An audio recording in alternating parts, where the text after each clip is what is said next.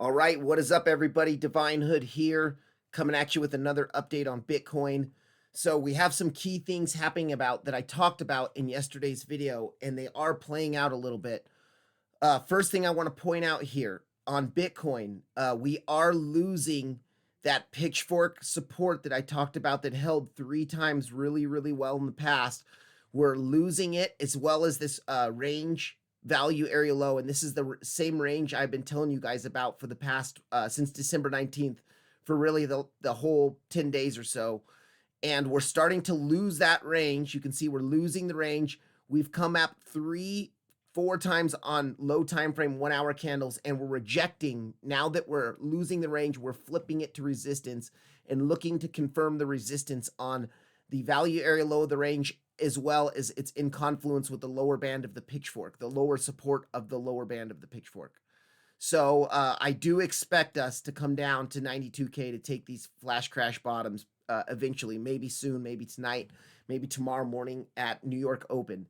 Now, I also talked about that, you guys. I said it was very possible on the holiday weekend to just range throughout the whole weekend and then see the move late on Sunday when Europe opens, or Monday morning New York Open. And that's kind of exactly what is happening here. So we did see exactly what we should expect from holiday price action there, just the range to continue and then the move to be made. Now, right as I was making my video yesterday, I was talking about this POC, and I was talking about how this POC has been a very, very important POC since December 19th, since we started forming this range. And in the video yesterday, we were right. I made the video right as we were hitting into the POC and the 0.5 fib pull. If you do the fib pull from this high to this low here, and we go to the 0.5, which is a correction target, we were hitting right into it on that wick there, and we wicked up to the POC. We were also in an ascending channel, and I said this was a possible rejection zone to watch for the rejection from the POC in 0.5 and then make a new low, and that's exactly what we did. Now, this low might continue to 92Ks. That's the highest probability. Doesn't mean it has to happen, but it's a high probability. So yesterday, I was showing you guys this ascending channel here, and let me zoom in onto the 15-minute chart. You guys can see we were chopping within this ascending channel, and I did update this in the Discord last night, not in the video, but we did have one last bounce from the channel, came up to the midline of the channel, couldn't reclaim it, just continued to chop for a little bit, came up to the 0.5 and the pitchfork, or actually this is the bounce. Sorry, not this bounce. After we rejected from the POC and the 0.5, we came down to the bottom of the channel, had a small bounce, but there was no volume in that. It was night time at my location here, and we finally lost the channel. You can see we lost the channel early in the morning, came back up sort of for a back test. We didn't get all the way to the back test of the channel, but then we confirmed the rejection, had a little small bounce from that, once again, the 886, but lost it, and now we're flipping this area of what used to be support into resistance. We're flipping it and confirming it as resistance, and now it looks like we're starting to flush down to make new lows. So we need to watch for 92K flash bottoms. It's a pretty much a triple bottom on Coinbase. Now, on some of the other exchanges, the wick did go lower on that December 5th flash crash. So we could break through this and go all the way to 90.6K and do the SFPs of the 90.6K into the bigger POs, or into the bigger value area low. So I'm going to show you guys that real quick. If I'm going to zoom out here onto the 4-hour chart, and it is and let me get rid of this here. So if we do the fixed range volume profile from present day to the beginning of where that ascending channel price action was, you can see the value area low is about 90.5, 90.4, and we do have the SFP of these key second pivot lows of that bigger parallel channel there. So we might come down to there, and that would be a level of support that I'd be looking. Even if we take, it would be really nice to take the 92K lows and the 90.6 lows in one big flash, like maybe hourly candle, hit to 90.5 value area low, and then the SFP of this, and then get a move up. Even if it's a move up to retest this pitchfork. Now that we're losing the pitchfork on low time frames, what we could see is we could see a flush down to take the 90.6 SFP, hit into the value area low of the bigger range, come back up. Even if it's a bearish back test of this, you could take that as a scalp. You would take profit at that band resistance, and then we might even drop further. We'll have to see. It's too early to tell. But right now on a low time frame, it looks like we're trying to flip this band that is held so nicely, this green lower band here, in the lower part of the band into resistance. So this is a little bit of a bearish sign here. We do not have 4-hour bull divs. I mean, we've already made a lower momentum wave, so we don't have the possibility for bull divs on the 4-hour anymore. It's looking more and more probable we're going to come for the lows at the flash crash bottoms, and then these lows here at 90.682 on Coinbase into the value area low of this bigger range here since the start of the ascending channel on November 11th here. So that's the update for Bitcoin. Low time frame. We rejected from the smaller range POC of this range here that we've been trading in. This is the range that I talked about yesterday in the video. Actually, I'll show you guys real quick. So this is the video I made yesterday. It was just a short update, and this is what I said in the video. Important, guys, because you can see how well the POC of this range held. When we lost it to the downside, it rejected us perfect. Finally, we were able to reclaim it, and this is that price action we were holding above the value area high. But when we lost the value area high, we came back down to the POC, and we ranged within a whole day above the POC, and the POC was acting as support. But then when we lost it, I believe it was yesterday morning when I was making the video, we lost it.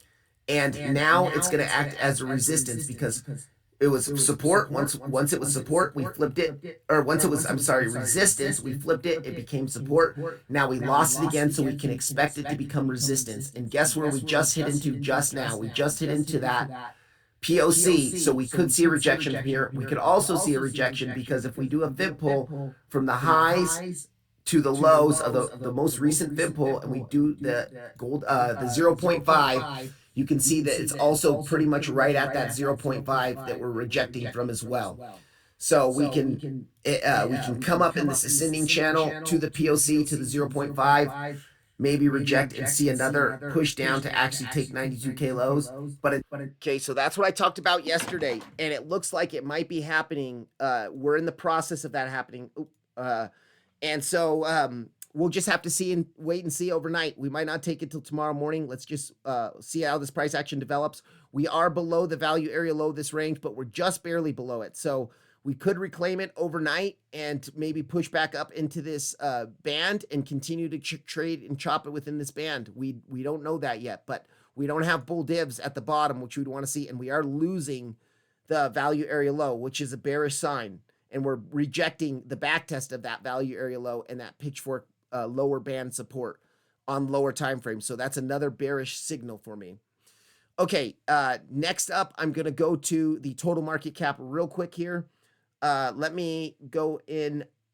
I'm going to hide a couple things real quick for you. And I talked about this range yesterday and how if we lose this midline, we might expect new lows to come to either take these lows, come down to these lows, or see a huge flush down to here. Now, I don't know if that's going to happen yet, unless Bitcoin loses 90K and we don't SFP 90K, maybe go down to 85K or even lower targets. But you can see a key development that happened yesterday and throughout the day today. We lost the pitchfork midline finally after kind of holding it a little bit here. We pumped up to a lower high, lost it, came back up for the bearish retest of that pitchfork midline, and we're rejecting and losing it. So we still are in this range here, but we are losing the range. And if we take the volume of this range here, let's check it out here. So we're right at the value area low of the range, and it is still holding right now, but it's looking a little bit shaky. If Bitcoin continues to drop, alts will probably drop as well, and we're going to lose this range. We could come for new lows here. All right, now on this 1 hour chart, I do see a new channel that's developing here just in the very recent price action of this chart. If we do, let me get rid of this pull now. So if we take it from this high to the next lower high, and then we drag it to the bottoms here, you could choose, I chose this, I believe it was that bottom. Yeah, just this bottom here. You can see how we're kind of chopping nicely within this channel here. And we can continue just to grind down slowly in this channel, maybe until we take these lows or even these lows that were down here. We'll just have to wait and see how that plays out. That is the total chart. That's just a small update on the total chart. Let's go to the total 3 chart. And the total 3 chart is still just chopping within this channel as well, or this range as well. Same range we've been in. And the total 3 chart is actually looking a little bit more bullish than the total chart. We're not even to the value area low yet. We're still hanging around that POC there. And so you can see that POC was holding a support through all this time. We lost the POC. We're trying to come back up. We did reject from the VWAP, which is usually a bearish sign after you lose the VWAP and get some distance from the VWAP. If you come back up and kind of reject, it was yesterday's close, so it was a couple hours ago. But you can see the close of the VWAP was right here, and that's exactly where we rejected from. If we don't hold this POC that we're kind of at right now, we might see a flush down to the value area low, or even to these lows, which is in alignment with the golden pocket of the last big pull. So I do think that we might be able to come down to this as well. This would be a really nice SFP into the 0.65 of the golden pocket. And that golden pocket is it's a pull from these lows to this high here, the last rejection of the band of the pitchfork.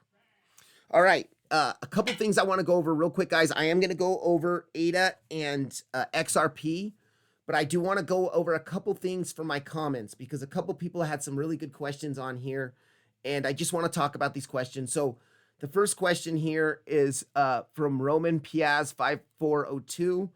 And he just said, well, gave me a really nice compliment. I really appreciate that, man.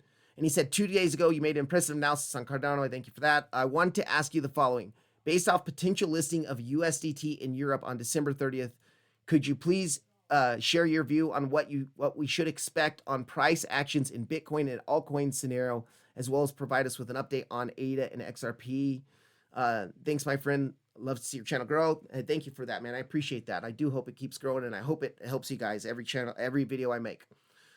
So my opinion on the USDT thing, to be honest, I haven't looked into it too deeply. I've heard that it's FUD, and I've heard that it's legit. Now, there are some channels that I follow that I respect, some crypto YouTubers. They don't really do technical analysis. They're more of like the fundamental analysis and things like that. And they have said that this is a little bit concerning, and this could cause some real issues if it actually does get delisted by that, I think it's called MiCA regulation. So if that does happen, as we know, most futures trading and margin trading is in USDT. It's against the USDT pair. So if that does happen, we could see a really big flush of liquidity out of the market. We could see people cashing out and maybe cashing their USDT into just cash or into other stable coins like RLUSD or USDC. But this would cause a shakeup in the markets. People would obviously have to close their positions to cash out, and then they would also have to sell out of USDT, and that would probably cause a depegging of USDT depending on how bad it happened. And we might see some real panic from that. So, but I also heard from Jason today, and I do trust Jason as a source. He's awesome. He said that the exchanges that already were using and listing pairs of USDT are going to be grandfathered in at least until like July, when the actual a new analysis of this might occur.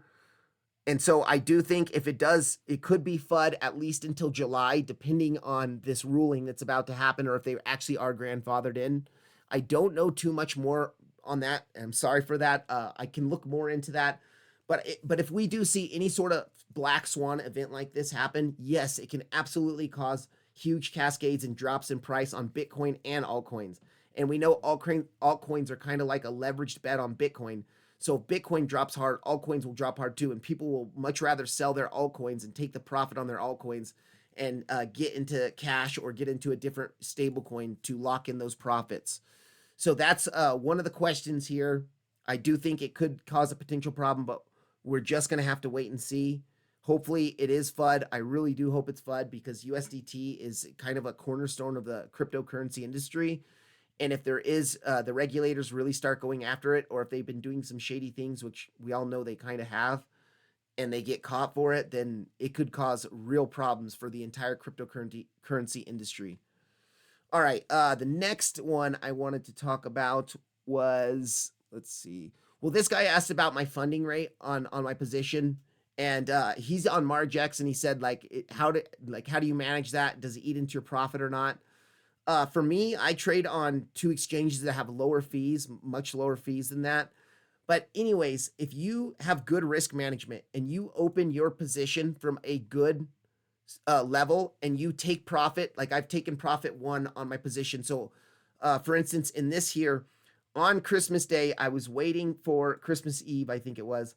I was waiting for the swing failure pattern of this high here into the top of the channel. And as soon as I saw us rejecting from the top of the channel and about to lose this position, I shorted from here and I'm still holding it. Now I TP1'd at the local golden pocket right around here. So I TP'd, I think it was 35% of my position. So I've locked in profits. I've locked in enough to pay for fees, and I'm holding the rest and letting it ride. I do have another TP at 92K, and I do believe it's another 30 or 40%, I think. And then I've got much lower targets as well. I've got the 90.6K. I think I'm going to take 10% profit there. But the thing is if you are in good positions here that you're in massive profit on, if you close that position because of funding rates, and then the coin decides to drop like the technical analysis might be suggesting anyways, you could be losing out on profits because you're worried about the funding rate. So what I would say is if you're calculating your position size properly based off your stop loss, you should be calculating your position size based off your stop loss. You would have it set up to the point where even if you're losing some money on funding fees, your take profits will more than account for that if you do get to your targets. And you should take profit 1 at the first level of support. Then you could either move your stop loss to break even, or you could leave it. My stop loss is still above these highs here. So I didn't move it to break even yet, but I did take profit 1, and my position is pretty much a guaranteed winner now.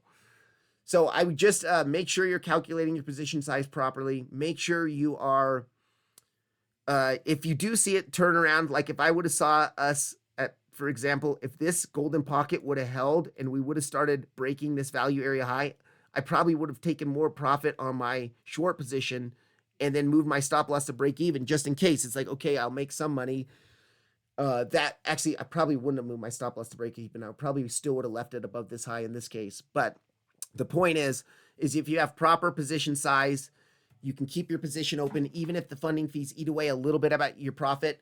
If you're hitting your next take profit targets, you'll be making more money than your funding fees should be taking out.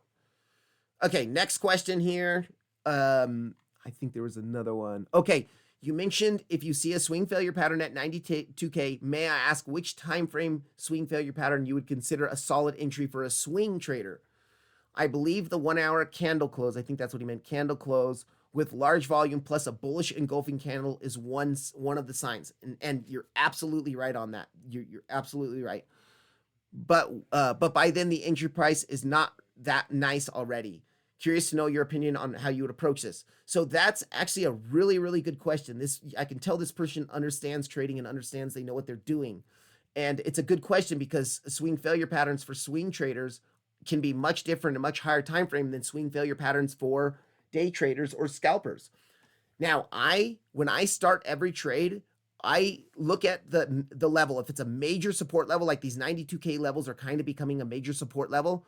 So if I see a swing failure pattern of that and I see like a 15-minute candle close or even a 5-minute candle close, I might enter the position even at a 5-minute candle close. Like say it comes like this, and then the next 5-minute candle, we come above it, we hold and close the candle above it. I would enter right here, and then I would put my stop down below the last 5-minute candle where that low was. So you would long it from here on the reclaim. You'd put your stop loss down below the low of the wick that was just made on the prior 5-minute candle, give it a little bit of breathing room there, like that. So I'd have a 2.2% stop loss, and then you would calculate your position size. So if you had you could use about half of your account position size, your whole portfolio on that, a little bit less because it's 2.2%. And then you would bring it up, depending on, see, that's a pretty big stop loss there. So my target, in order to make this trade valid, you could put it up at the value area high, which at that point, it might be in alignment with what's, a golden pocket. Say we did something like this. You could also do it at, like if I saw this confluence right here at the 0.5, I'd say, okay, maybe I need to take a TP1 here, even if it's 10 or 15%. And then you could do the golden pocket is probably close to the value area high. No, it's not, but it would be the midline of this channel. And then I would, do something like a TP2 here. You just got to calculate your position size based off it. So what your question was is if you have a 1 hour engulfing candle and the by then the say the price on your target, you know, you have the SFP, and then the next 1 hour engulfing candle engulfs like this whole last big candle here on the 1 hourly swing failure pattern. You're gonna enter up here. You would have to have a pretty big stop loss, right? But if you're a swing trader, that's okay. Calculate your position size the same way. You know, if you have a, say in this example, you know, your position size or your stop loss here would be, let's see, where's that at? Oh, let me get rid of some of this stuff here. Oops. Long position. So if you had your stop below this level here, your stop loss is a 3% stop loss. So you could use about 1/3 of your account. You could long with about 1/3 of your account, you know. So if you had $1,000, you could long with about $333. You would, and then if it's a swing position, you could, you know, you would look for your next major swing target. So say the high of this range, even for me, would be a TP1 on a swing position, because that's a giant move. Say if you entered here, you come all the way up to, you know, take the highs here. That's a 6% move, almost a 7% move here, 7% move. Yeah. So if you can't make money off a 7% move, then you're doing something wrong. And then of course that would be maybe just a TP1, and then you could also do like a golden pocket pull from this high to this low, which is at 102, 1022, which is also a key level. Let me check this. Yeah, 1022 here, golden pocket here, which is this SFP into the golden pocket up here. And then I do believe there was another value area high up there, or there was something else, some other confluence up there. I do believe there was a value area high up there as well. And there was a naked daily point of control up there as well. So yeah, you could set your stop loss after that 1 hour engulfing candle. Yes, you're going to have a bigger stop loss, but then that just means you're going to have to use a smaller position size. You calculate your position size based off your stop loss. And then you just bring it up to swing targets. Now, if you're talking like real swings, like to make new all-time highs, actually this would, you know, you could even TP1 at a new all-time high if you do think 92K is the bottom and we're going to continue higher. Then you still calculate your position size based off your stop loss, how big your stop loss is. And then you would just take profit up higher, you know. But I would definitely do a TP1 before this move. You know, that's a 16% move. I'd do a TP before that, but you would just look at major targets for TPs. Okay, let me clean this up. I actually forgot to show you guys this. This is the Bybit chart, and there was something that I showed you guys in a few videos ago. As soon as we formed the second pivot of this channel that I talked about, remember when I made this channel a few videos ago, I said this is pretty much a horizontal channel, but it's slightly an ascending channel just based off of the two pivots. So I made it from this low to this low, and then I dragged it up to this high. And this was, I made this channel before it even hit into this high here. I think I made it when it like was around here. I made the channel. And I said, this is the new range to be trading. And I'm not looking at it as a horizontal range. I'm looking at it as a slightly ascending channel just based off this second pivot of it just being a little bit higher. So I made this channel, and look at you guys. You just trading this channel, I created. You could have shorted the high of the channel, which I did. I shorted the SFP of the high of the channel here. And then you could, we're bouncing from the bottom. Now, it doesn't look very bullish, and it doesn't look like we're getting a very big bounce, but you could have longed the bottom of this channel and then took profit as a scalp on the VWAP there. You would have made some money off of that. And then you could have moved your stop loss to break even to protect your position just in case it continues dropping.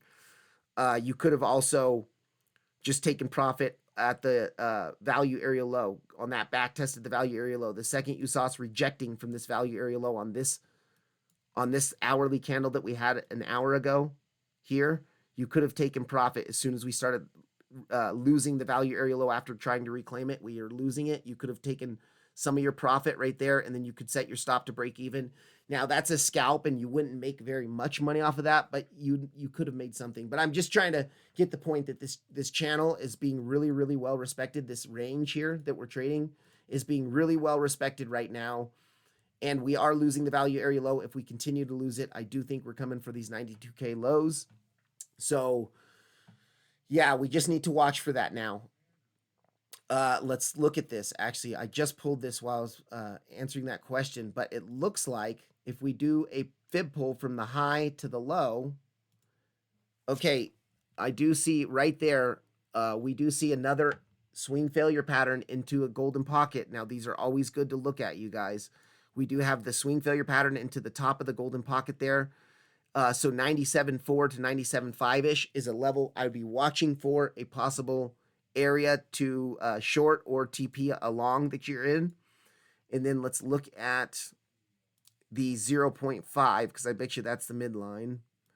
Yeah, the 0.5 is also the midline. And remember, we've been rejecting from 0.5s a lot because 0.5s can kind of be a correction target in like a zigzag correction. And we do have this highly respected channel that we've been trading in. So now that we're touching the bottom again, we might see if it does hold, say we come do like this and chop down here for a little bit and it holds, we might see a rotation up to the midline and the 0.5 reject from there and then finally lose it. That's just pure speculation, but that is this is another 96 350-ish is a level to be watching as a resistance, a local resistance now as well. And let's see if that's the POC. I don't remember if that's a POC or not. Actually, I need to pull that from here. Okay, it's not the POC on Bybit, but look at also we have the value area high of this range being that golden pocket as well. So more confluence up there at this 97.4 now is value area high, swing failure pattern, golden pocket. This is definitely becoming a big resistance now with multiple levels of confluence. So you need to be watching 97.4 as a resistance now. And then let's look at the volume pull on Coinbase, because I do like Coinbase a little bit better. Let me hide this. Let me hide the bigger range. Now that bigger range is the entire range pull from November 12th. So we're going to be looking at this sideways range that we're in right now. Let's see. And then if we do the golden pocket pull from high to low here. Okay. Gosh, you guys. And then not only do we have the value area low, this level here at 97.4 is looking really good for a resistance now. So check this out, you guys.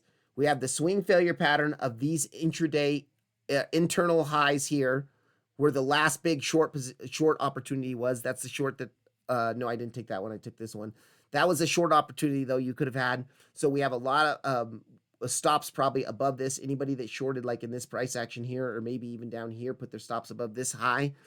We have liquidity probably resting above this. So swing failure pattern into a golden pocket, into a value area high, and into the upper resistance of this pitchfork band that has been traded so well. In yesterday's video, my thumb was about rejection from this top of the pitchfork band, rejection again from the top of the pitchfork band.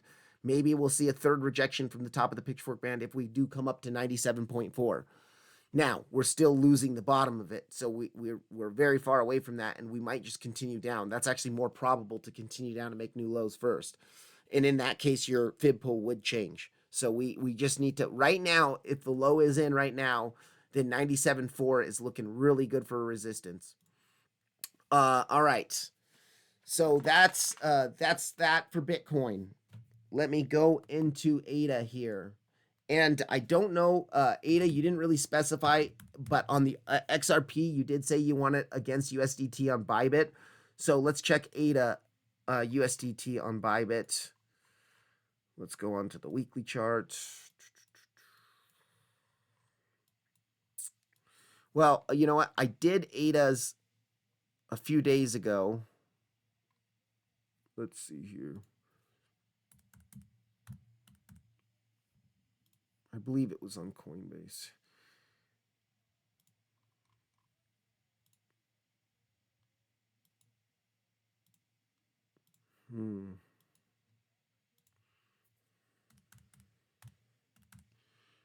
Finances.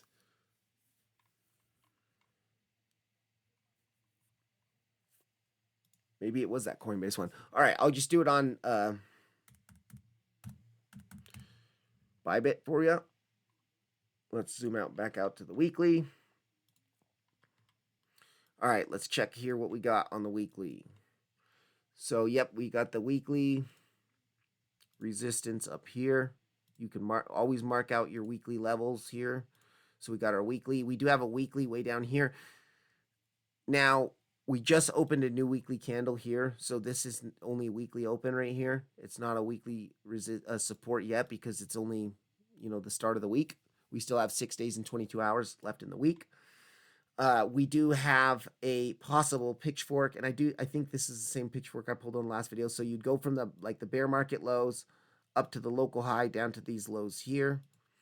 And I do think I said that if we bounce from the bottom of the pitchfork and hold it, we could continue up to make new highs. But if we lose it, we could come down lower. And it looks like we are on the weekly anyways.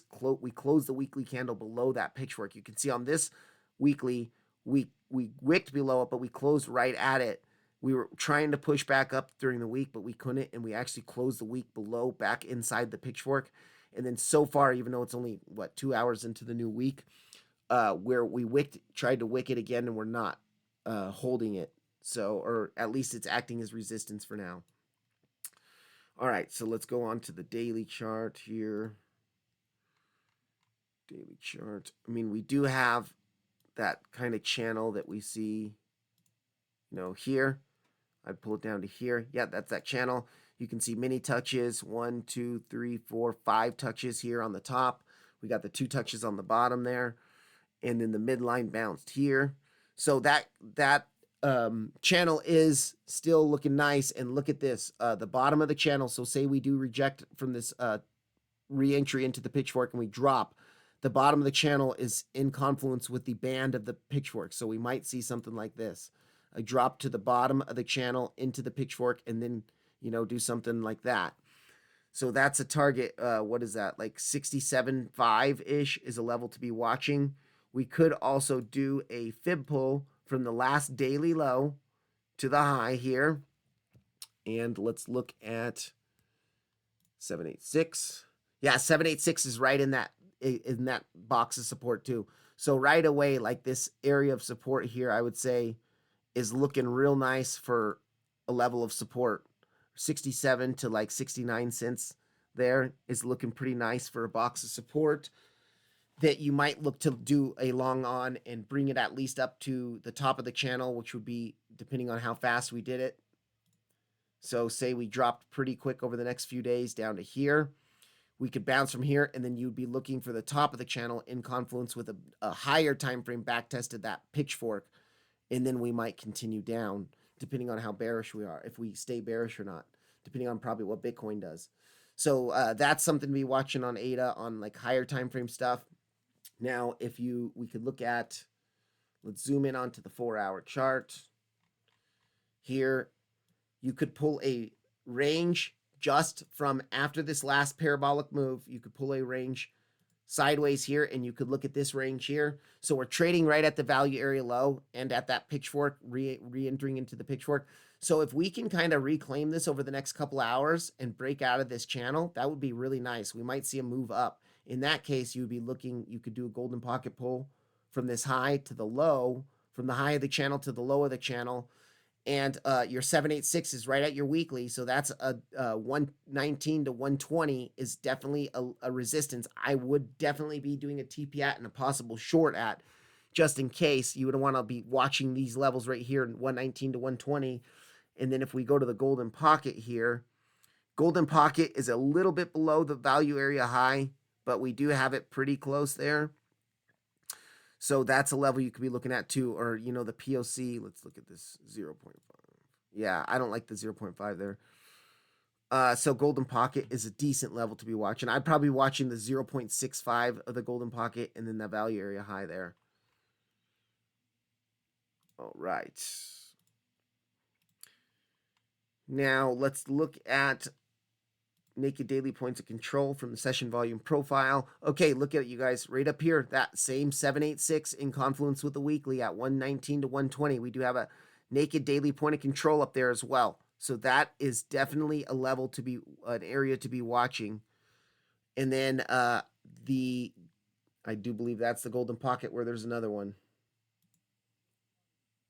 Yeah, okay. So then the golden pocket is actually pretty important, you guys, because right before the golden pocket, we have that naked daily point of control. So this area of resistance, and then this area of resistance here. So like this box here, and then of course we have a very small area of resistance here. This resistance is even nicer because it's the 786, the weekly, a fresh weekly, and the naked daily point of control up here. All right, let's check something else here. Fair value gaps. Nothing big. We do have that fair value gap in these lows here. So see, we have these last lows on the 4 hourly, these kind of internal lows here before that last parabolic push up. We have the lows here, so there's some liquidity resting down here before we had our big parabolic move. We have a fair value gap right below it, so you can have the SFP to fill the fair value gap into the bottom of the channel, and it's also the pitchfork band. So we're starting to develop a lot of confluences at these areas that I'm highlighting in the purple boxes, you guys. This is how we find really good areas. Up here, we have the order block. Look at where the 2 order blocks are as well, you guys. So we have the 2 order blocks in our 2 purple box areas. Now, the weekly 786 naked daily point of control up here, and the value area high. Well, value area high was a little bit lower, but and then we have this golden pocket naked daily point of control and an order block up here as well. So we're really starting to see some good confluence at these areas we're looking at. There's many different ways to find what the key levels on a chart are. I know some people use order blocks, like White Phoenix uses order blocks. Some people use Fibonacci pulls. Me and Jason tend to use fib pulls a lot. We really like those. I use pitchforks and channels a lot. Other people use other tools. There's many different tools, but you'll see all the great traders usually find the same key levels of supports and resistances on these coins just based off whatever tools they're using. You generally find confluence in those areas. Now, let's zoom back out to the daily. We could do one more giant fib pull from the last big daily low here to the high.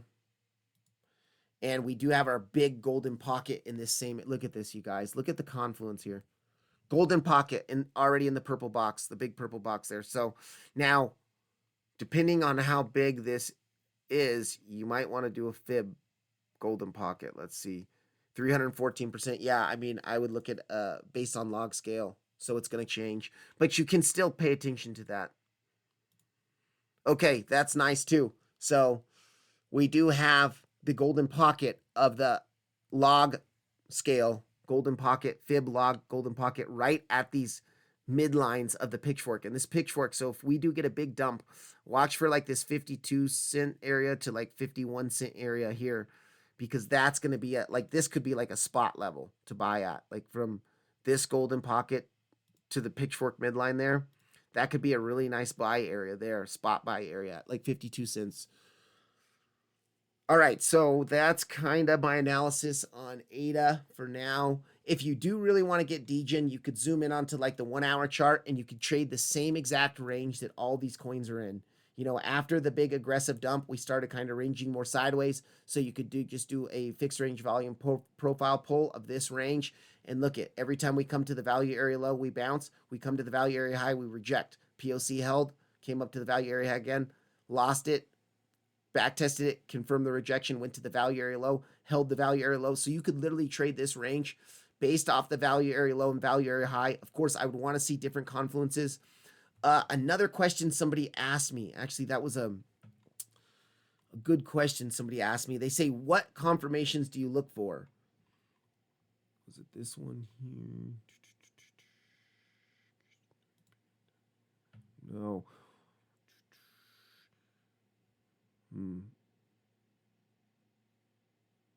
Okay, good video, but maybe could you talk about what to do to see if a level holds or loses? So if I'm looking to see if a level's holding, you want to see it bounce from that level almost exactly. And you would look for something like a bullish engulfing candle if it's a support. So what a bullish engulfing candle is say you have like a candle that goes down like this, and then your next candle would be, say that's a red candle. Your next candle opens obviously at the same area, and it would be bullish. It would be green. It would be a green candle that is larger than this entire red candle. So it's engulfing the entire red candle that's next to it. That's an example of a bullish engulfing candle. Now you could also look for, I'm a big fan of using Market Cipher B to find divergences. You would want to be looking for bullish divergences. So a bullish divergence is when the price action is making a lower low on the chart. So say the price action is doing something like this. And then, so the price action is making lower lows on the chart. And then your indicator is going to be doing something like this, making higher highs on the momentum waves. So your momentum, you're seeing lower lows on price action, higher lows on the momentum indicator. That's considered a bullish divergence, and you'd want to see that at a key support level, at your support level, not in the middle of nowhere. You'd want to see it at a support level. And if you see that, you have a better sign of that. That's a confirmation for me to enter the trade. Now, it doesn't mean you're going to win every trade if it has bullish divs or bearish divs, but it's at least a confirmation for you to enter the trade. You can also look for a liquidity grab. You can go on to like liquidation heat maps. Like I use CoinGlass sometime, and I look at the liquidations on the chart. If you see a bunch of liquidations occur when you hit into a support, that's often a good sign. When you see a crap load of liquidations, then you can see that it might hold, it might reverse price. So yeah, that's something to be looking for. Really, man, it's so subjective based off your trading style. So you just figure out what works for you, but always have some sort of confirmation to get in. You can look at CVD divs as well. So one of the things I really think is one of the best tools is if you're seeing CVD divs or CVD absorption at the bottom. So say you're coming into a base of support and you're seeing bullish absorption on the CVD, then you'd want to enter that as well. And then or bearish absorption on the like a high, a resistance level. All right, and so I've talked a little bit about CVD absorption. I know Jason's got some really amazing videos on CVD divs. Remember, the important thing with CVD divs is not absorption unless your open interest is increasing, because you can't have absorption without new positions to absorb. So you generally want to see the CVD or the OI, excuse me, increasing. And CVD divs are a little bit different. So say this price action is making higher low here. Say, like, I'm just going to give this example. This isn't CVD bullish absorption here, but your price action, you want to be making higher lows. So this is the opposite of bullish divs on a momentum indicator. It's actually like the exact opposite. And then you want to see the CVD making lower lows. So you don't want to see your CVD going down, making lower lows. That means people are shorting the market, but it's not pushing the price down. Bitcoin's holding the price. It's making higher lows, even though people are market shorting. And then you would want to see your OI increasing. That means there's new positions that are opening up. Those new positions that are opening up are short positions because their CVD is going down, but those shorts are getting absorbed because price is holding and making new higher lows. So you have some sort of whale that's absorbing the price. That is what CVD absorption is. Now, exhaustion is a little bit different. That OI is going down and it's not as tradable.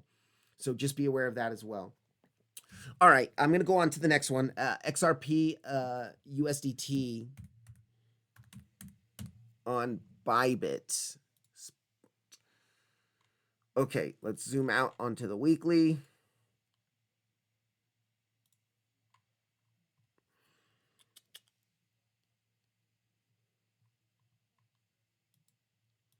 So here's the thing on XRP. This same kind of weekly candle this weekly resistance we have up here on most coins, including Bitcoin, it's not up here on. I mean, you could still mark it out, but it's already been touched. It's not naked like most of them. You can see that we wicked into it the very next week, so it's now been hit into and rejected from. So I wouldn't even mark that out anymore. I mean, you could keep it on the chart, but we do have the pitchfork that we could do from the bear market lows to the next big lower high, and then you could bring it down to these lows here. And we would want to go with an original pitchfork just because we had such explosive price action.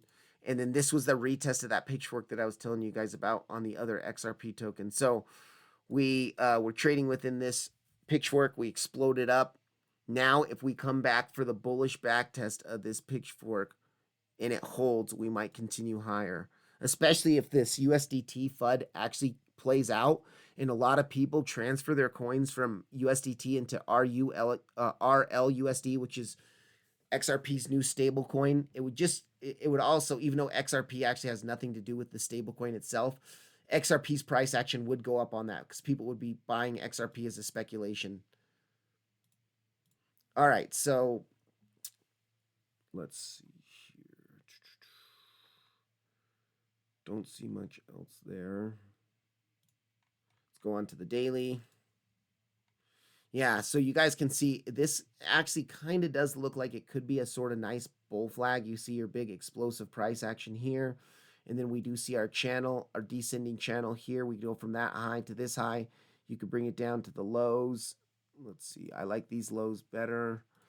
And then we're just kind of chopping within this descending channel right now. You can see the midline held for a few days. We got a push up, made a lower high, and now it looks like we might be losing that channel and retesting it and maybe failing right now. So what you could do if you're trading this low time frame, you would just look at kind of this price action here over the past few days. That's a range you could be looking to trade. So we could zoom in. We could zoom in onto the 4-hour chart. You could look at this here. You could do a fixed range volume profile pull like this. So we're also losing the value area low. We came up for the bearish backtest. Now that's only on a 4-hour candle, but you can see we are rejecting just like we are with Bitcoin on Bitcoin's range. And this value area low was being pretty strong support for a while. So if we do flip this and confirm this to resistance and flip it, we could be looking for a move down to this level. And check this out, you guys. If we do move down there, we do have the SFP of the bottom of the lows here. The last time we kind of came down to retest the pitchfork, we didn't actually touch it. We front ran it by a little bit. But this time we could, if we do like reject this and come down, we could SFP into actually touching the pitchfork and then get a move up. Now, you'd want to actually see the SFP. So down into there, something like that. So that's a level to be watching, like 190-ish, 189.9 on this one. I think it was 190 on Coinbase. You could also do just the local fib pull from the last high to the last low to look for resistances here. Last high, last low. So we do have our golden pocket right at the POC of this range. Right there is a resistance. That's and if we do come back up there, you can see we have internal highs resting there, here, and then we have internal highs right above it as well here. So this little box we do kind of have a box of resistance here that you could be looking. And then I bet you the 786 is the value area high. It's actually at the top of the channel and close to the value area high. So that's another area to be watching. Like this area here is a level you could be watching as a resistance. 257 and then like 243 to like 239-ish area. Those are two resistance levels I'd be watching if we are to make another lower high. Now, if we reclaim this value area low, it is very probable that we make a move up back up to the POC. So I would be expecting a move up there. So what you could do, this is all just speculation. We haven't reclaimed anything yet, but say we come back up here. We were able to kind of get back up here, maybe take these internal highs here, come back down and flip this value area low to support. Then you could long it here, put your stop below here, take profit one up here in this purple box. Take profit two up here. That's speculation. I still think we have more probability for downside on Bitcoin and probably on alts as well. We don't see bullish divergences on the 4-hour. It looks like we're going to see what Jason calls the butt cheek blowout. Looks like we are already making lower lows on the momentum waves, or right now we're kind of at equal lows. So you'd want to really be seeing a bullish divergence there, and we're not really seeing it. Now we are seeing lower lows on the price action from this low here to this low. Those are new lows, but you'd want to see the momentum waves making higher lows, and right now we're not. So it does, you could zoom in onto the 1-hour chart. You could look at 1-hour divergences. No, not really any divergences on the 1-hour either. Yeah, I mean, you guys, everything is looking probable for more downside, in my opinion. a little bit more, even if it's just a small amount to 92K for Bitcoin, to SFP those triple bottom lows on Coinbase. And then here on XRP, let's zoom back out onto the daily. So yeah, 190 is a level of support that I'd be watching. You could draw your box there.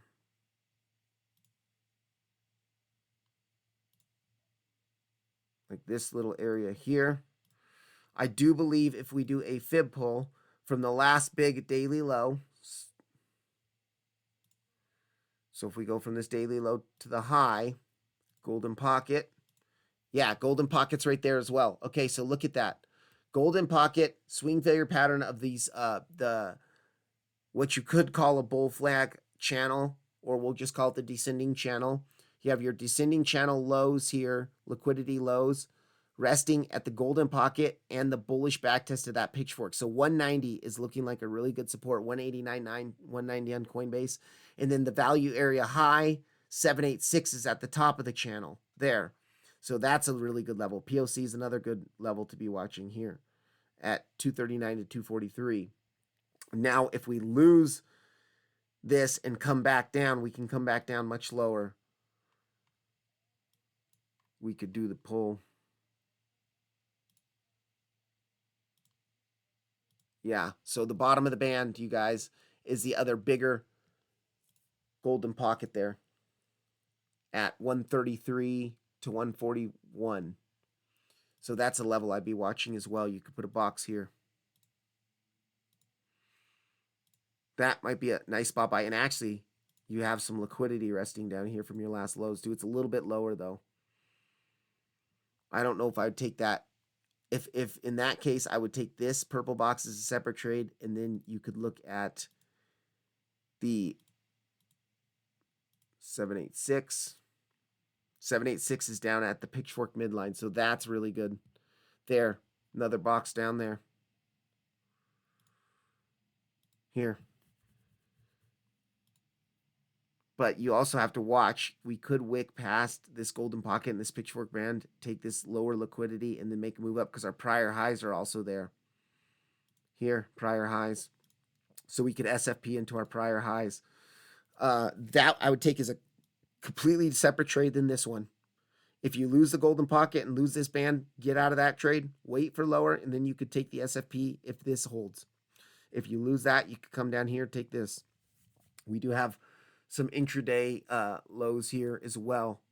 You see these key last, the red daily candle, that kind of order block that's there. We could see that, the SFP of these daily lows into this, so at like $1. Now, if we get down that low, gosh, some bad things are probably happening. So that's XRP, you guys. Just keep an eye on those levels there. Hope this helps for you. Have a good day, everybody.